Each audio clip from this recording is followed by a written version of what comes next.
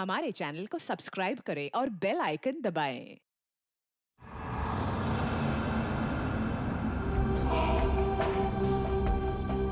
क्या हुआ? मौत को इतना नजदीक देखने से पांव कांपने लगे। एसीपी आज तक अपनी मौत को अपनी हथेली पर लेकर ही चला है, समझे? मौत से कभी डरा नहीं है वो। इतनी बड़ी बड़ी बातें हैं, अब बातों का वक्त नहीं है, अब एक्शन का वक्त है। कूदो एसीपी, छलांग लगाओ।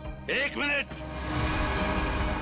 लेकिन तुम पर कैसे विश्वास कर सकता हूँ कि मेरे कूदने के बाद तुम इन तीनों को छोड़ दोगे? तुम्हारे पास और कोई चारा भी नहीं। कूदो एसीपी।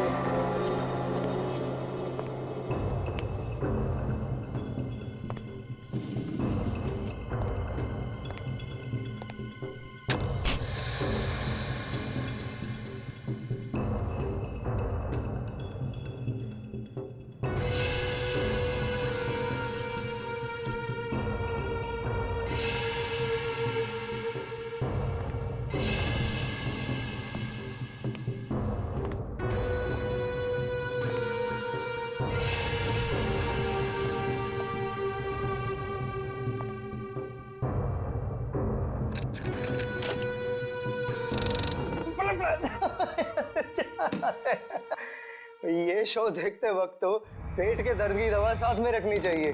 हंसते हंसते पेट दर्द हो गया।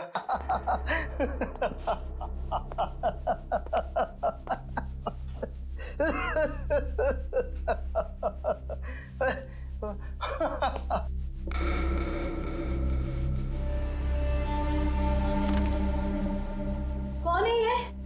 प्रमोद कौन है ये? बहुत खुशकिस्मत हो तुम। मौत से कुछ पल पहले इतनी हंसी और इतनी खुशी हर किसी को नसीब नहीं होती। कौन हो तुम? अंदर कैसे आए? मौत को अंदर आने के लिए किसी न्योते की जरूरत नहीं पड़ती है।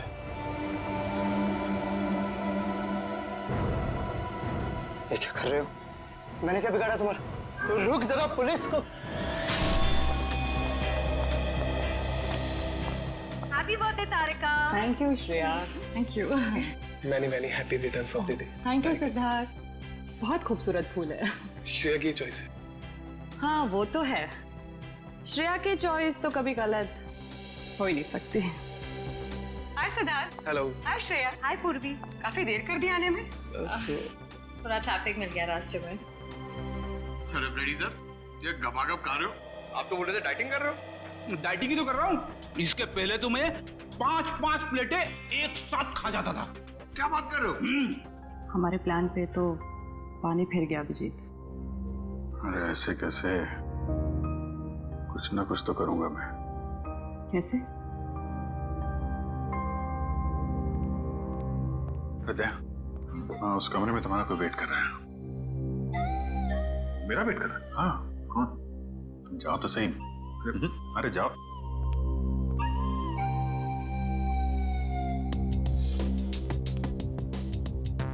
है सिद्धार्थ, वो तुम्हें मेरी जासूसी नॉवेल्स की कलेक्शन देखनी थी ना? चलो दिखाती हूँ। चलो श्रेया। अरे कभी तो श्रेया को अकेले छोड़ो। ऐसी कोई बात नहीं है ना? चलो। इट्स ओके सिद्धार्थ, जाओ तो। चलो।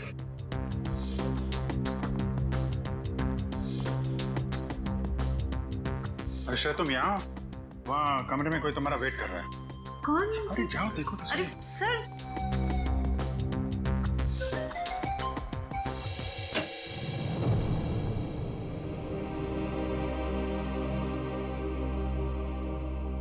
श्रेया,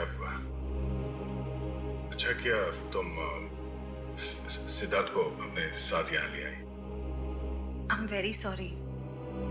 उस दिन मैंने आपके साथ बहुत बुरा बिहेव किया था।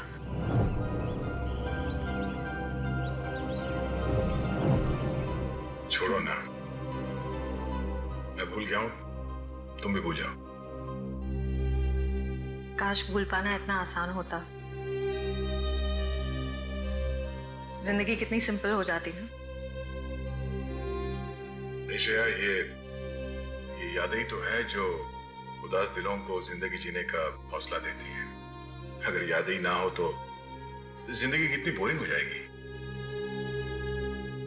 तो क्या तुमने सिद्धार्थ से शादी करने का फैसला कर लिया? मेरा दिल कुछ और कह रहा है, दिमाग कुछ और। मैं जानता हूँ श्रेया, हमारे काम में हम दिल की नहीं दिमाग की सोचते हैं, मगर एक बार सीआईडी ऑफिसर ने एक आम लड़की की तरह सोचो। दिल का इस्तेमाल करो, उसकी आवाज सुनो। मेरे दिल में तो एक ही इंसान का नाम गूंजता रहता है, और वो नाम है श्रेया। सिद्धार्थ। सिद्धार्थ प्लीज, सिद्धार्थ मेरी बात तो सुनो प्लीज। अब सुनने को बाकी क्या रह गया? पूरी हकीकत मैंने अपनी आंखों से देख ली। तुम दया से प्यार करती हो ना?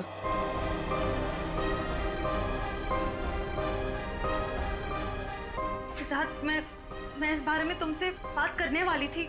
क्यों नहीं? सिद्धार्थ, काम इतना होता है, मौका ही नहीं मिला मुझे। मौका नहीं मिला? I just can't believe I heard that. Siddharth please मेरी बात तो सुनो।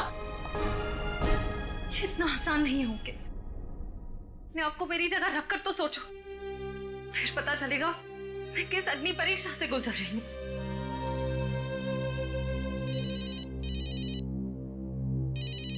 हेलो, कौन? सर, दोनों पति पत्नी थे, प्रमोद और शांति। सर, हमने कभी सपने में भी नहीं सोचा था कि हमारे होटल में ऐसा कुछ होगा। एक मिनट, आप बाहर खड़े रहिए।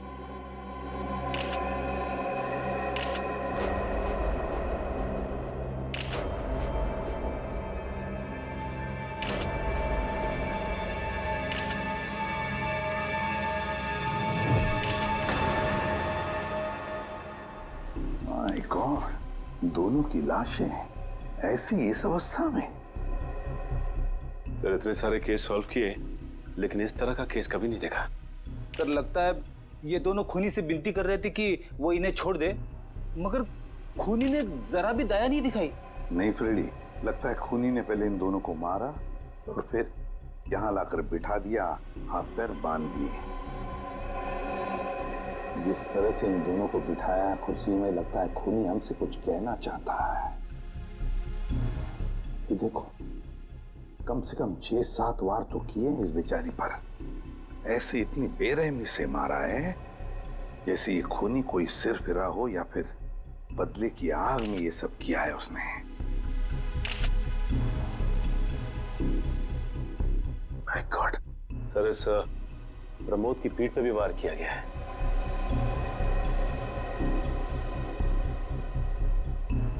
क्या हुआ? सर, इसकी सांसें चल रही है, जिंदा ही है। प्रमोद जिंदा है? तुम्हें जल्दी से इसे हॉस्पिटल ले जाओ, इसका जिंदा रहना बहुत जरूरी है। संभाल के, चल। आजा।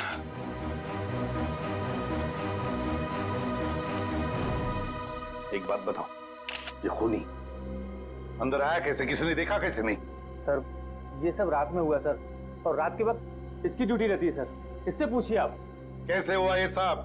सर, कुछ देर के लिए मेरी आंख लग गई थी रिसेप्शन डेस्क के ऊपर। तुम्हें शर्म नहीं आती ये कहते हुए कि तुम्हारी आंख लगी थी ड्यूटी पर? Sorry sir. एक बात बताओ, ये दोनों प्रमोद और शांति कब से रह रहे तुम्हारी होटल में? सर, पिछले 6 दिनों से रह रहे थे, और आगे भी 1 महीने रहने का प्लान था सर। क्यों, कुछ बताया इन्होंने? सर, प्रमोद जी की नई नौकरी लगी थी, नासिक से इस शहर में नए आए थे, उन्हें अपना घर नहीं मिला, इसीलिए होटल में रह रहे थे सर। ठीक है, जाओ। पंच, प्रमोद और शांति, इन दोनों की पूरी जानकारी चाहिए मुझे।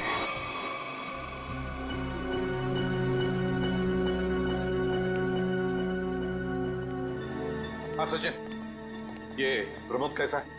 सर, डॉक्टर ने ऑपरेशन शुरू कर दिया है, थोड़ी देर में पता चल जाएगा सर। लगता है सचिन, ये खूनी शांति को ही मारने आया था, प्रमोद को नहीं। देखो ना, उसने प्रमोद पर सिर्फ एक ही वार किया और फिर देखा तक नहीं कि वो जिंदा है या मर गया।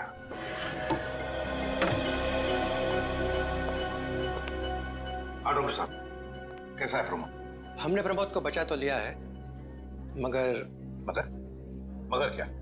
वो कोमा में चले गए हैं। कोमा में? लेकिन डॉक्टर साहब, प्रमोद को होश तो आ जाएगा ना? हम तो अपनी तरफ से पूरी कोशिश करेंगे, मगर कुछ कहा नहीं जा सकता। Thank you. कुछ भी हो, प्रमोद होश में आना ही चाहिए। खूनी को सिर्फ प्रमोद ने ही देखा है। डॉक्टर साहब, शांति की लाश से कुछ पता चला? दया, मौत की वजह तो तुम लोगों को क्राइम स्पॉट पे ही पता चल गई होगी। पेट पर चाकू के इतने सारे घाव हैं, उसी की वजह से मौत हो गई बेचारे की। हाँ, वो तो हमें पता चल गया था। उसके अलावा कुछ और? हाँ, एक खास बात। 2 महीने पहले इसका किडनी का ऑपरेशन हुआ था। ये देखो, इसमें एक फोटो है।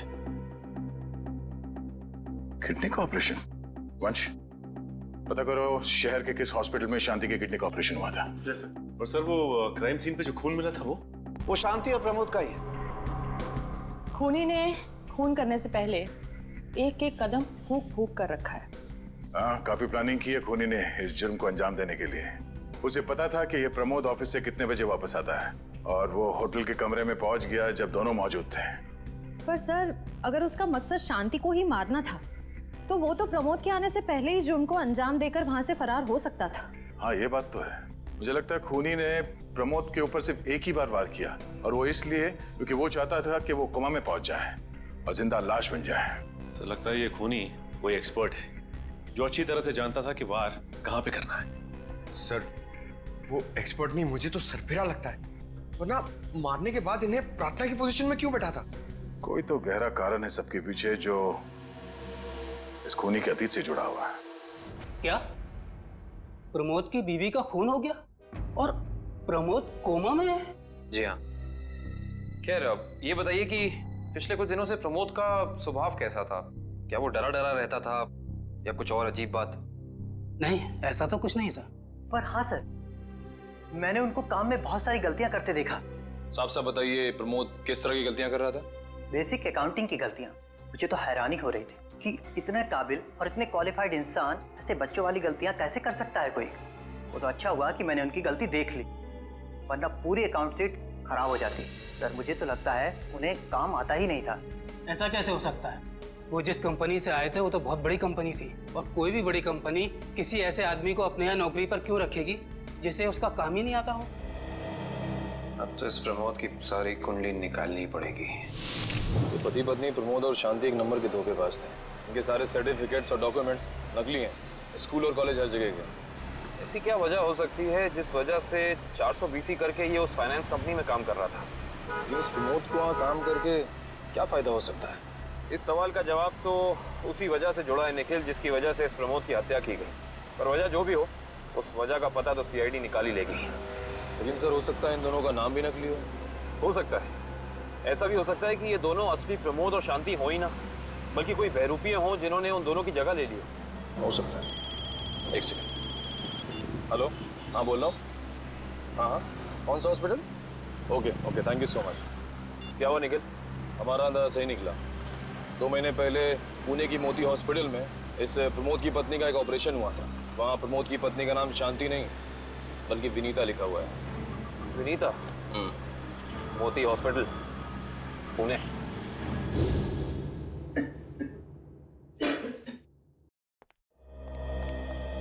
एक्सक्यूज मी, एक वक्त पे सिर्फ एक ही मरीज अंदर आएगा? हम लोग सीआईडी से। सीआईडी? मगर यहाँ मुजरिम कौन है? इसी की तलाश है हमें। एक्चुअली आपके हॉस्पिटल में 2 महीने पहले एक ऑपरेशन हुआ था, उसी के बारे में कुछ जानकारी चाहिए हमें। किसका ऑपरेशन? ये दोनों आपकी हॉस्पिटल में आए थे? ये तो मिसेस विनीता कुमार हैं। हाँ, मिसेस विनीता कुमार। और ये इनके पति, इनकी मौत हो गई? जी हाँ, विनीता कुमार का खून हो चुका है और उनके पति प्रमोद अब कोमा में है। डॉक्टर, ये बताइए कि मिसेस विनीता कुमार ने किडनी का ऑपरेशन कराया था ना? जी हाँ। हम उसके मेडिकल रिपोर्ट्स देख सकते हैं? यहाँ पे तो पति का नाम त्रिलोक कुमार लिखा है। मतलब त्रिलोक बन गया प्रमोद और विनीता बन गई शांति। इस पेपर में उनके घर का एड्रेस लिखा हुआ है। चल के पता करें, शायद कुछ पता चल जाए। नहीं निखिल, कोई फायदा नहीं होगा। इनकी पहचानों की तरह इनका एड्रेस भी नकली होगा, देखना। हाँ, हमने इन्हें ऑपरेशन के कुछ रिपोर्ट्स कोरियर की थी, मगर वो कोरियर वापस आ गए थे।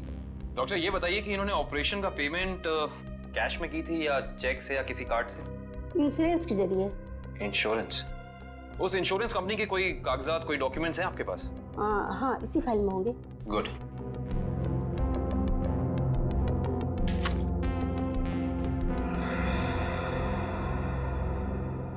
बिज हेल्थ इंश्योरेंस। अंकित, सभी अकाउंट्स और सभी खाते अच्छी तरह से बंद हो जाने चाहिए। कल शाम 5 बजे तक ऑडिटर आ जाएगा। हो जाएगा सर। कभी सपने में भी नहीं सोचा था कि हमारी कंपनी का अंत इतना बुरा होगा। ये किस अंत की बात कर रहे हैं आप लोग? जरा विस्तार से समझाइए। अगर आप अपने पैसे वापस लेने आए हैं तो भूल जाइए, क्योंकि जब तक अदालत अपना फैसला नहीं सुना देती तब तक हम किसी के रुपए वापस नहीं कर पाएंगे। पैसे वापस लेने नहीं, इंसाफ करने आए हैं हम लोग। सीआईडी से हैं। ओह, तो हमारी शिकायत सीआईडी वालों तक भी पहुंच गई है। शिकायत? ऐसा क्या कर दिया आपकी इस कंपनी ने? हमारी कंपनी ने नहीं, उस त्रिलोक ने आसमान की तरफ प्रगति करती हुई हमारी कंपनी के नाम को रातों रात मिट्टी में मिला दिया और हमें दिवालिया कर दिया उसने। त्रिलोक? एक सेकंड, आप इस त्रिलोक की बात तो नहीं कर रहे? हाँ हाँ, यही तो है वो। पर इसे क्या हुआ? किसी ने इसकी जान लेने की कोशिश की है, फिलहाल ये कोमा में। ये तो होना ही था, इतने लोगों को जो धोखा दिया इसने। किस धोखे की बात कर रहे हैं? हमारी कंपनी के क्लाइंट्स को झूठे सपने दिखाकर कहा कि सबके पैसे एक ही महीने में 2 गुना कर दूंगा, पर सबके पैसे बटोरकर 9 तो 11 हो गया वो। और क्लाइंट हमारी कंपनी से पैसे वापस मांग रहे हैं। बैंकक्रप्ट हो गया। इतने सालों से कंपनी की बनी बनाई इज्जत मिट्टी में मिल गई।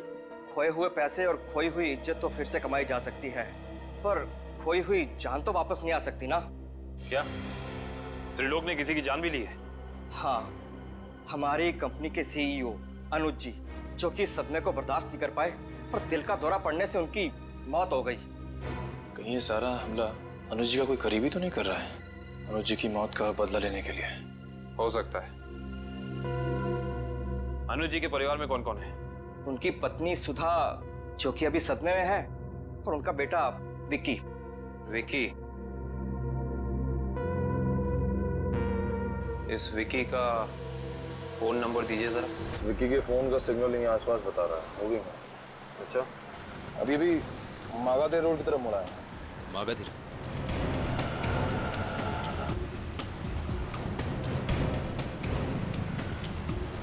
देखो सिग्नल कुछ पता चला? एक मिनट। क्या हुआ?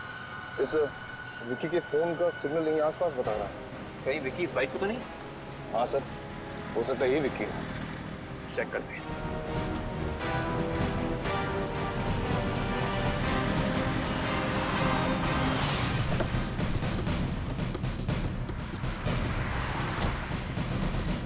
सुनो भाई साहब, तुम ही विक्की हो? हाँ, और ये क्या बदतमीजी है? तुम लोग मेरा नाम कैसे जानते हो? तुम्हारा नाम और तुम्हारे सारे कारनामों के बारे में जानते हैं हम। सीआईडी। सीआईडी? इस शहर में क्या कर रहा है? हाँ? कुछ काम था, और तुम लोग मेरा पीछा क्यों कर रहे हो? बकवास बंद कर। दो खून करके भाग रहा हो, कह रहा है सीआईडी पीछा क्यों कर रही है? मैंने कोई खून नहीं किया है। अच्छा, त्रिलोक और विनीता का खून नहीं किया तुमने? What? त्रिलोक और विनीता मर चुके हैं? ड्रामा बनकर अपना पूरा इतिहास है तेरा हमारे पास। उन दोनों ने तुमसे तुम्हारे पिता को छीना, उसका बदला लेने के लिए तुम यहाँ आए हो उनके पीछे। हाँ, मैं बदला लेने जरूर आया था, पर मैंने उनका खून नहीं किया। देख, सच बोल दे समझा, नहीं अपनी शक्ल नहीं पहचान पाएगा। मैं सच कह रहा हूँ, मैंने किसी तरह उनके बारे में पता किया। मैं उनके होटल भी गया था, मगर जैसे मैं उनके कमरे की तरफ जा रहा था, मैंने उनके कमरे में एक आदमी को जाते हुए देखा। कौन सा आदमी था वो? उसके चेहरे को ठीक से देख नहीं पाया मैं। तुम्हें जो भी याद है, जितना भी याद है, साफ साफ बताओ। कद लगभग 6 फीट, ओवरकोट पहना हुआ था उसने, और उसके बाल लंबे थे यहाँ तक। हाँ, और उसने एलिगेटर शूज पहने हुए थे। Alligator shoes? हेलो, एक और खून?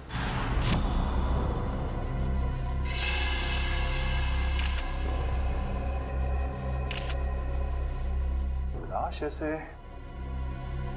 अजीब ढंग से क्यों बैठा है? कमाल है सर, पिछले वाले केस में खूनी ने उन दोनों को होटल में चाकू मारकर प्रार्थना वाली पोजीशन में बैठाया था, और इसे गोली मार के इस तरह से। लगता है दोनों का खूनी एक ही है।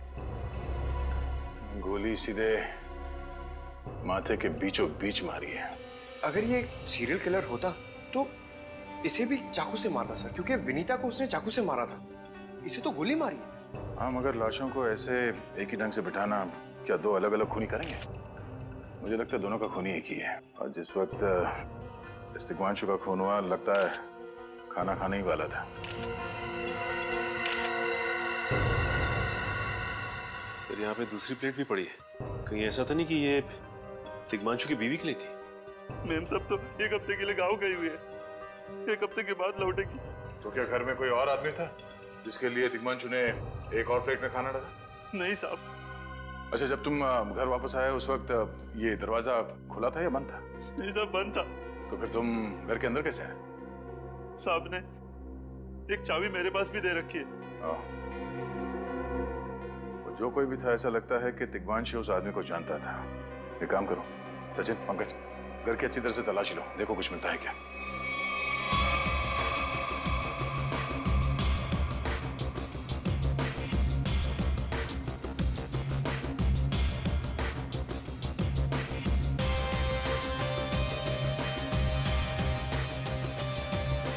साहब। हाँ सचिन। हाँ सचिन। ये देखिए सर, यहाँ से शीशा निकाला गया है, चिटकनी खोली गई है और यहाँ से बाहर जाने का रास्ता भी है। मतलब कोई अंदर यहाँ इस खिड़की से आया था? सर, लेकिन इस घर में तो सेफ्टी अलार्म भी है सर। अगर यहाँ से कोई अंदर आया है तो सेफ्टी अलार्म बजना चाहिए था और सिक्योरिटी गार्ड को भी अंदर आना चाहिए था। अब इसका जवाब तो सिक्योरिटी गार्ड ही देगा।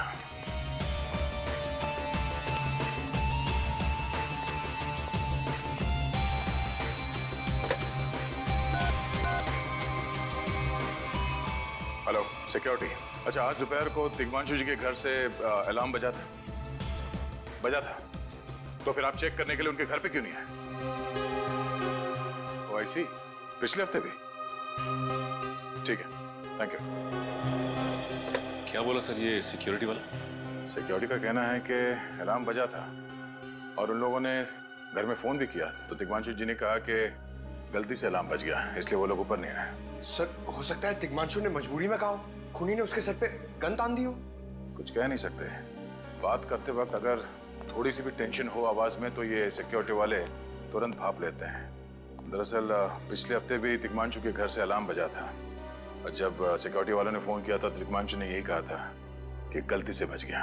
सर, ये खूनी काफी चालाक लगता है, खेल खेल रहा है। देखते हैं, जरा देखो इस घर में कुछ और मिलता है क्या। खूनी ने कोई ना कोई सुराग जरूर छोड़ा होगा, चेक करो।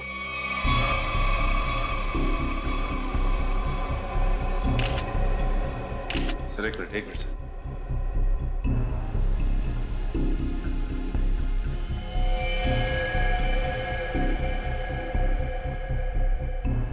ये देखिए सर, खून। ये खून यहाँ कैसे? कहीं खूनी का तो नहीं है खून? ये तो डॉक्टर सालों के ही बताएंगे। वो खून किसका है ये अभी पता चल जाएगा। तारिक आती होगी रिपोर्ट लेकर के। डॉक्टर साहब, इस तिग्मांशु के बारे में कुछ और पता चला? हाँ। वो कैसे? इसे गोली मारने से पहले बेहोश किया गया था। क्या? इसे बेहोश किया था? इसके खून में मुझे एक खास किस्म की दवाई के अंश मिले जो अक्सर इंसान को बेहोश करने के लिए दी जाती है, और वो दवाई इसे इंजेक्शन के जरिए दी गई थी। ये देखो। सर, बहुत ही अजीब बात है। अगर खूनी इसे मारना चाहता था तो सीधा गोली मारकर इसका काम तमाम कर सकता था, फिर ये जहर की दवाई क्यों दी होगी? और सर एक और बात पता चली, तिग्मांशु जिस हालात में हमें मरा हुआ मिला था वो एंशिएंट कल्चर के हिसाब से प्रार्थना करने की पोजीशन, खाना खाने से पहले। तो फिर तो शांति और तिग्मांशु दोनों का खूनी एक ही आदमी है। एक खूनी के लिए ये हत्याएं जुर्म नहीं, एक जश्न है। इसीलिए उसने टेबल पे ये प्लेटें सजाई, उसमें खाना रखा, एक अपने लिए और एक तिग्मांशु के लिए। और सर, तिग्मांशु को प्रार्थना की पोजीशन में बैठा के उसने गोली मार दी। सर, मैंने कहा था ना, ये खूनी एकदम सरफिरा है सर। हाँ सर, लगता है ये खूनी अपने आप को बहुत शक्तिशाली महसूस करता है। जिस वक्त इन सब की गर्दनें झुकी होती हैं उसके सामने, उसे आनंद आता है। नहीं सचिन, खूनी का मकसद लोगों को अपने सामने झुकाना नहीं, बल्कि अपने लिए प्रार्थना करवाना था। क्या मतलब?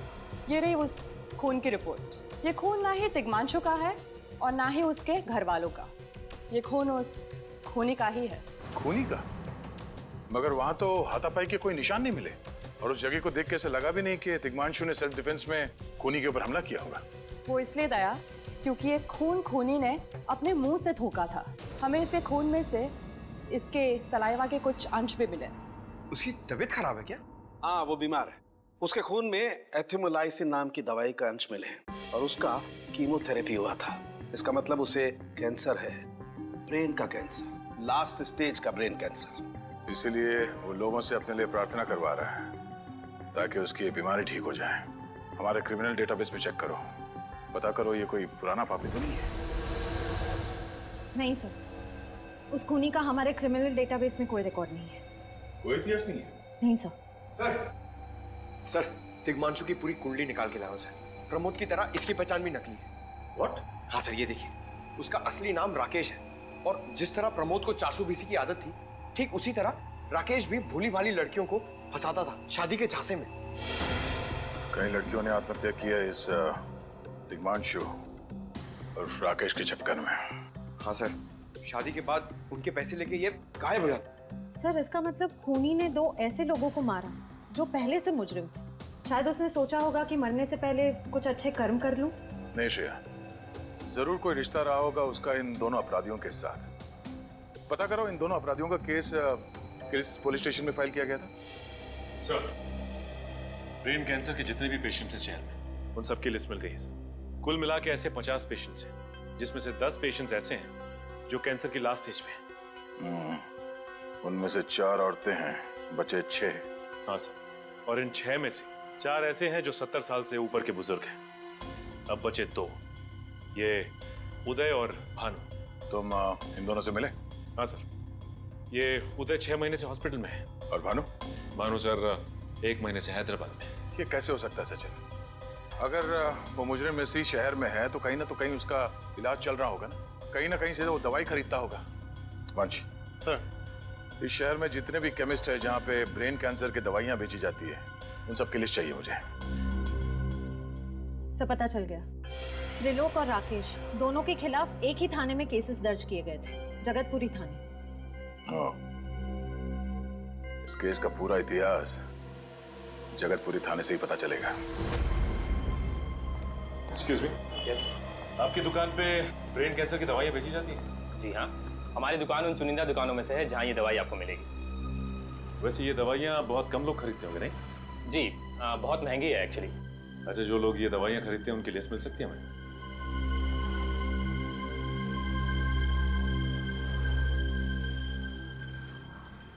ये रही वो लिस्ट।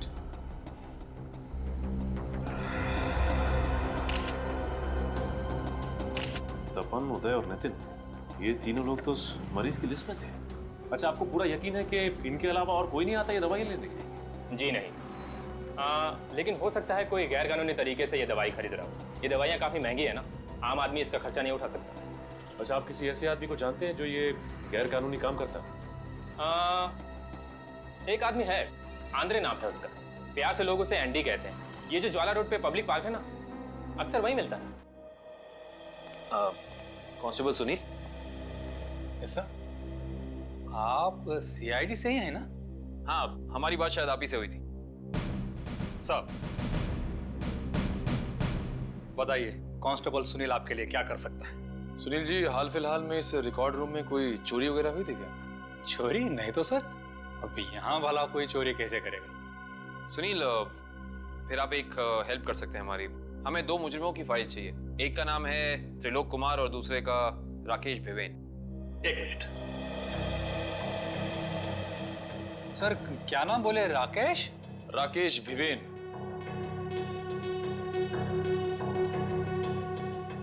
कमाल है, इसकी फाइल तो है नहीं यहाँ पे। अच्छा, वो दूसरा नाम क्या बोले? त्रिलोक? त्रिलोक कुमार। इसकी भी नहीं है? दोनों की फाइल्स नहीं। हाँ सर, लेकिन यहाँ पर चोरी की तो कोई घटना नहीं घटी। पता नहीं फाइलें गायब कैसे हो गई। सुनील, यहाँ याद करने की कोशिश करो, हाल ही में कोई दुर्घटना घटी थी क्या? पिछले महीने ऑफिस एरिया में आग लग गई थी, तो अच्छा हुआ फायर ब्रिगेड वाले जल्दी आ गए और हमारे रिकॉर्ड्स नष्ट नहीं हुए।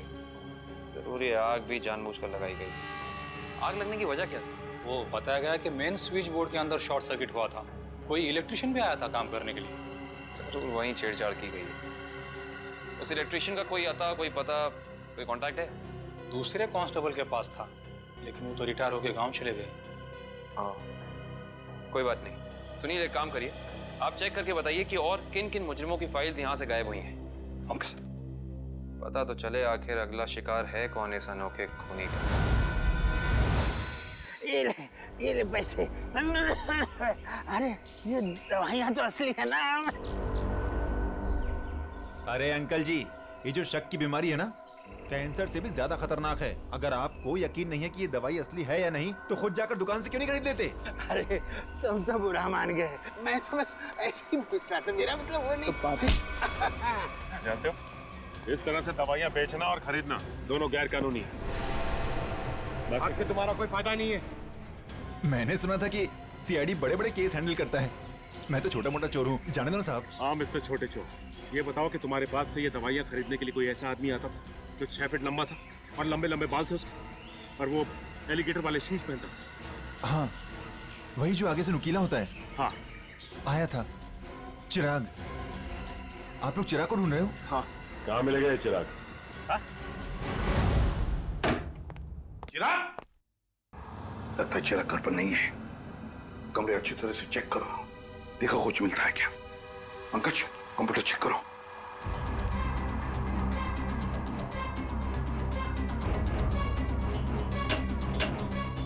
सर, ये देखिए, पूरी अलमारी गन्स और चाकू से भर रखी इस चिराग ने।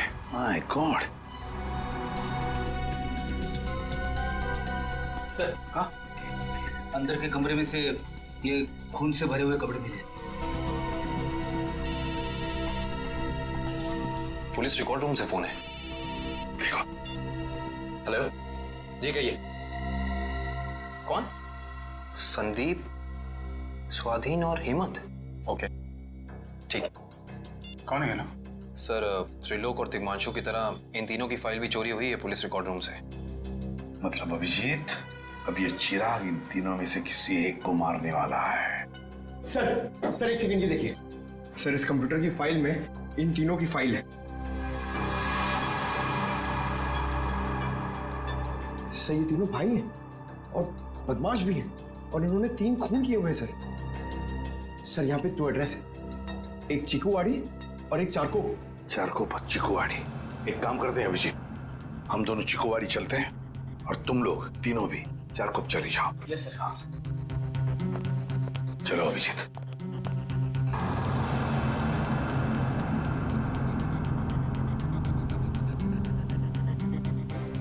क्या हुआ सर?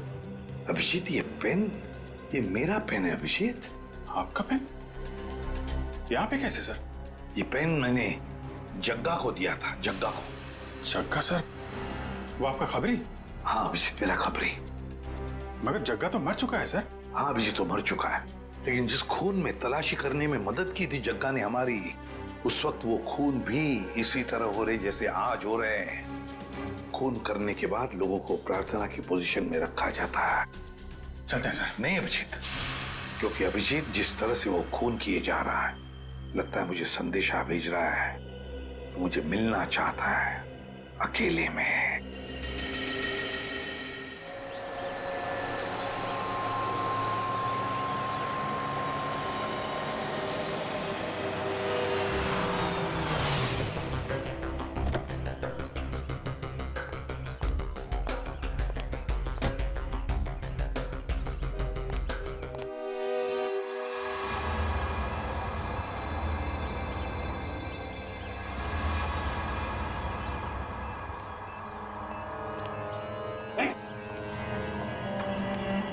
प्लीज हमें बचा लीजिए, किसी तरह हमें मार डालेगा।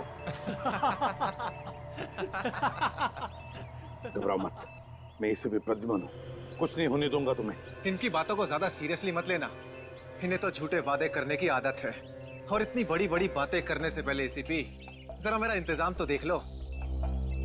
बस रिमोट के इस बटन को दबाना है और ये तीनों हमेशा के लिए बूम धरती से गायब। क्यों कर रहे हो तुम ये? क्या गलत कर रहा हूँ? हाँ बोलो। पर ये तीनों तो वैसे भी कानून से भागे हुए अपराधी है ना, तो इन्हें मारकर क्या गलत कर रहा हूँ मैं? इन्हें सजा देने का हक तुम्हारा नहीं, सिर्फ कानून का हक है ये। बस यही तो प्रॉब्लम है, जब तक तुम कानून में हो कुछ नहीं हो सकता। क्या क्या चाहते हो तुम मुझसे? पहले अपनी ये गन मुझे दो। एसीपी, मुझे अपनी गन दो, वरना मैं ये रिमोट दबा दूंगा। एसीपी, मैं 3 तक गिनूंगा। 1 2 3। नहीं,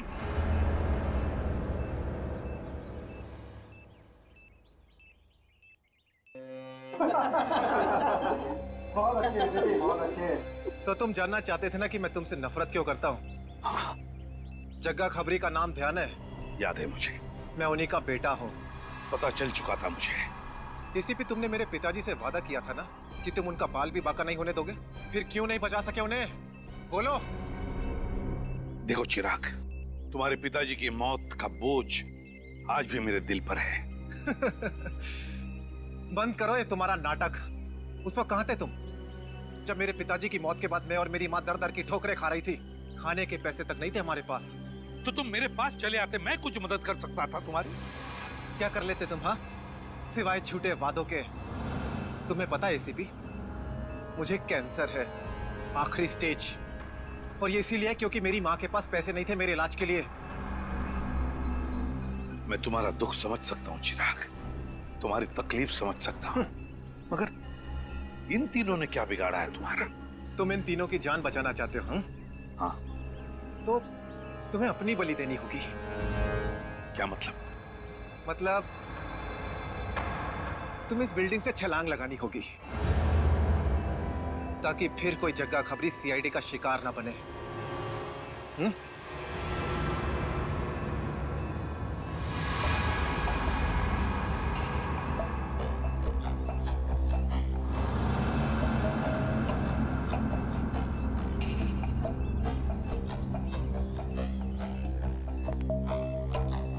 ठीक है, मंजूर है।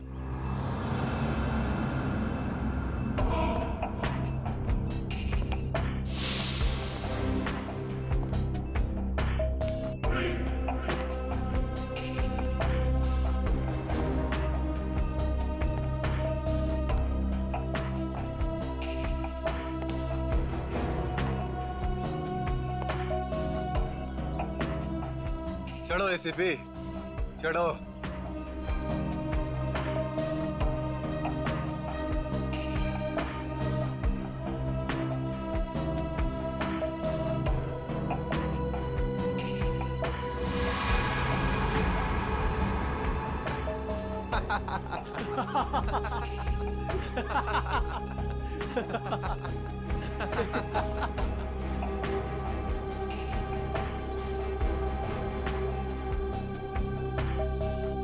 ऊपर जाकर मेरे पिताजी से माफी जरूर मांग लेना। क्या हुआ, मौत को इतना नजदीक देखने से पांव कांपने लगे? एसीपी आज तक अपनी मौत को अपनी हथेली पर लेकर ही चला है, समझे? मौत से कभी डरा नहीं है वो। इतनी बड़ी बड़ी बातें, अब बातों का वक्त नहीं है, अब एक्शन का वक्त है। कूदो एसीपी, छलांग लगाओ और अपनी ये बेहतरीन जिंदगी को अलविदा कह दो। चलो। 1 मिनट, मैं जरूर कूदूंगा, लेकिन तुम पर कैसे विश्वास कर सकता हूं कि मेरे कूदने के बाद तुम इन तीनों को छोड़ दोगे? तुम्हारे पास और कोई चारा भी नहीं है। कूदो एसीपी, वरना मैं इस रिमोट का बटन दबा दूंगा।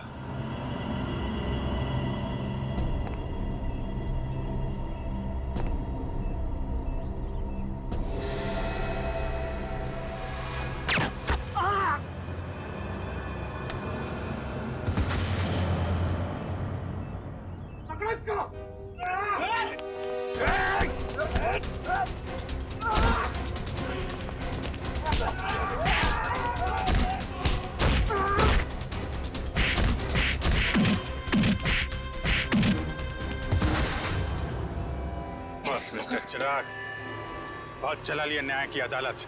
सीआईडी का काम सीआईडी को सौंप दो। फ्रेडी, पंकज, उन तीनों के शरीर से बॉम्ब हटा दो संभाल के। और तुम मेरे दोस्त, मेरा कबरी जग्गा के बेटे लगते ही नहीं। उस बेचारे ने तो अपनी जान कुर्बान की हमारी मदद करने में, कानून की मदद करने में। मगर तुम, लानत है तुम पर, जैसे घटिया काम करने निकले थे। दो खून किए तुमने। तुम्हें तो शायद फांसी ही होगी, फांसी।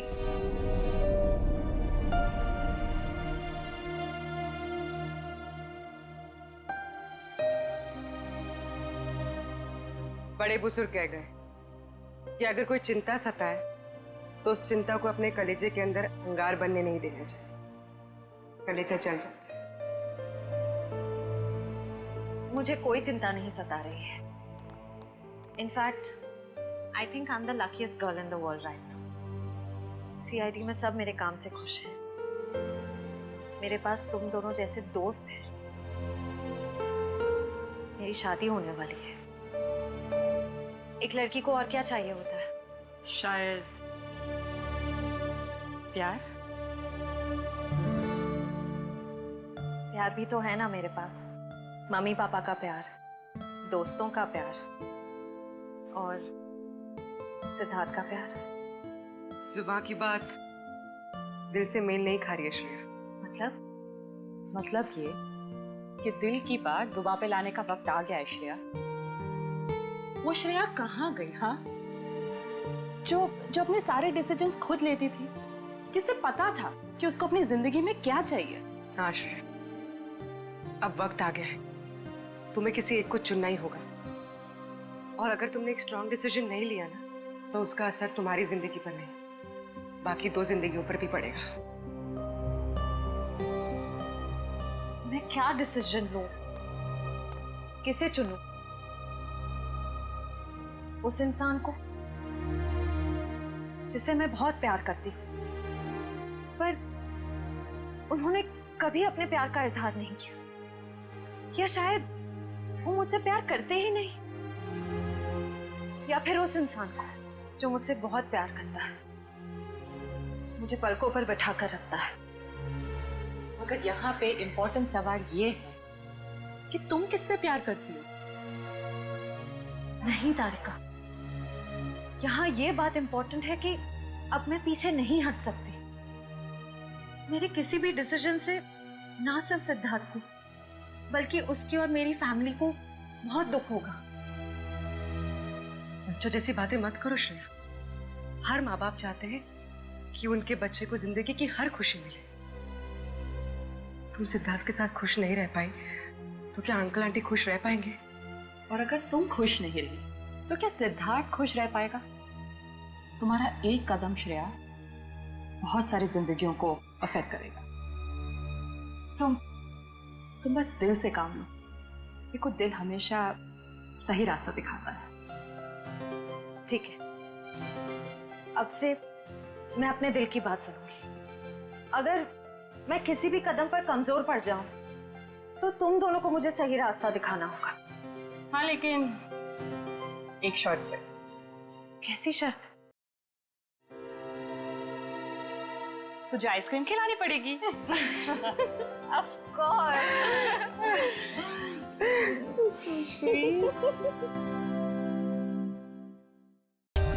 For more updates, subscribe to our channel, click the show links and enjoy watching the videos.